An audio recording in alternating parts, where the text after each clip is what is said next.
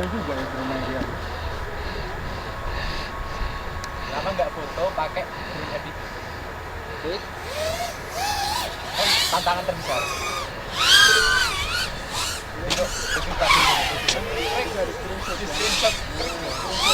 Emang siapa yang berani ngambil di atas kepala kita?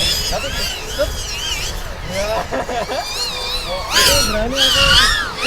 Nggak apa aku berani. Tapi yang lain harus punya ya kalau ditabrak. Aduh, saya. Aku mending kabur. Asal nggak ada yang protes aja kan kalau ketabrak. Aku nggak ikutan foto nggak apa-apa deh. Aku yang fotoin doang.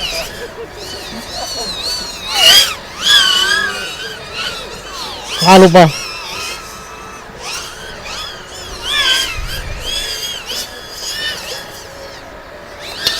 Memaksakan sekali.